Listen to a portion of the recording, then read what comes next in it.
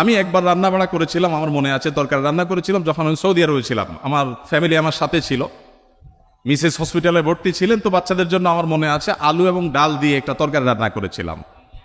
দুর্ভাগ্যের বিষয় যে সেই তরকারি আমি ছাড়া পরিবারের সদস্যদের কেউ খায়নি। বহুত ফজিলত বর্ণনা করলাম, বহুত বোঝানোর চেষ্টা করলাম, বাচ্চারা কেউ সেটা ছুঁয়েও দেখেনি, তারা জাস্ট উপহাস করে ছেড়ে দিয়েছে। অথচ সে আলু আর ডাল রান্না করতে যে পরিমাণ কষ্ট আমার গেছে, যে পরিমাণ ঘাম আমার ঝরেছে, যে পরিমাণ পেরেশানি আমার হয়েছে, সেটা আমি বলে তাদেরকে বোঝাতে পারতাম না। তো আমরা যারা কথায় কথায় খাবারের দোষ ধরি, আমাদের নবী সাল্লাল্লাহু আলাইহি ওয়াসাল্লামের এই সুন্নাত থেকে শিক্ষা নেওয়া উচিত যে মা বোনদের, আমাদের স্ত্রীদের, মহিলাদের খাবার যদি কখনো পছন্দ হয় আমরা খেলাম, আর অপছন্দ না হলে আমি খেতে চাচ্ছি না অপারগতা প্রকাশ করলাম, আমরা দোষ ধরবো না। খাবারের দোষ ধরেন নাই জীবনে কখনো, এরকম মানুষ এখানে আছেন? একজনও আছি আমরা? থাকলে হাত তুলতে পারেন। একজন হাত তুলছে। আপনি খাবারের দোষ কখনো ধরেন নাই? কিভাবে সম্ভব? খাবারের দোষ কখনো ধরেন নাই? লবণ কম হয়েছে, এর চেয়ে ভালো হইতে পারতো, এরকম কখনো বলেন নাই? মাশাআল্লাহ, তো আপনি তো মহামানব। দেখুন, এক এলাকায় একজন হুজুর ছিলেন, এলাকার প্রায় সব বাসায় হুজুরের দাওয়াত খাওয়া শেষ, কোনো মহিলা রান্না করে ওই হুজুরকে খাবার খাইয়ে কখনো শান্তিতে থাকতে পারতো না। প্রত্যেকটা দাওয়াতের পর ওই হুজুর একটা না একটা দোষ বাইর করতেন।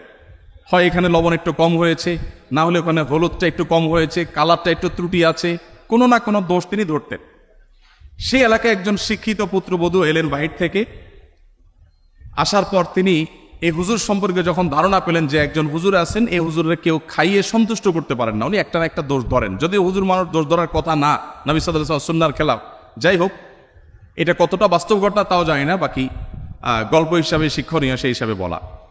তো পরে ওই শিক্ষিত পুত্রবধূ তিনি হুজুরের সমস্ত দোষগুলোর তালিকা করলেন যে উনি কোন কোন দোষ ধরেন সাধারণত, সবগুলোকে নোট করে এমনভাবে একটা রান্না তিনি দিলেন যে এই রান্নাতে হুজুরের দোষ ধরার কোনো ফাঁক রাখলেন না, সব পারফেক্ট রাখলেন। এরপর হুজুরকে দাওয়াত দিয়ে খাওয়ালেন। খাওয়ার পরে এবার পুরুষদের দিকে দিয়ে জিজ্ঞাসা করলেন, এবার হুজুরকে জিজ্ঞাসা করো আজকের খাবার কেমন হয়েছে, কমেন্ট করতে বলো।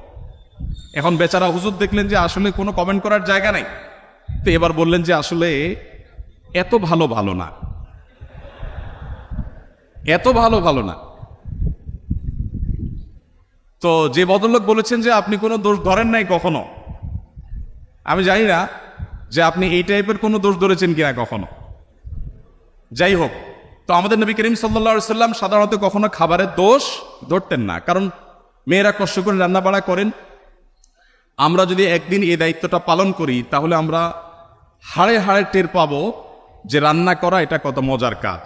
প্রিয় নবী সাল্লাল্লাহু আলাইহি ওয়াসাল্লামের লাইফস্টাইলের দিকে তাকালে আমরা দেখতে পাই যে তিনি যখন খাবার গ্রহণ করতেন তিনি কোনো খাদ্যের দোষ ধরতেন না।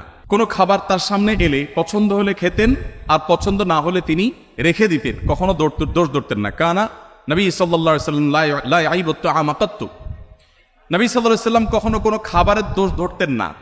এই হাদিসের মধ্যে কত্তু একটা শব্দ এসেছে শামাইলে তিরমিজিতে, কত্তু মানে হলো কখনো, তার মানে তার জীবনে কখনো খাবারের দোষ ধরার ঘটনা ঘটেনি।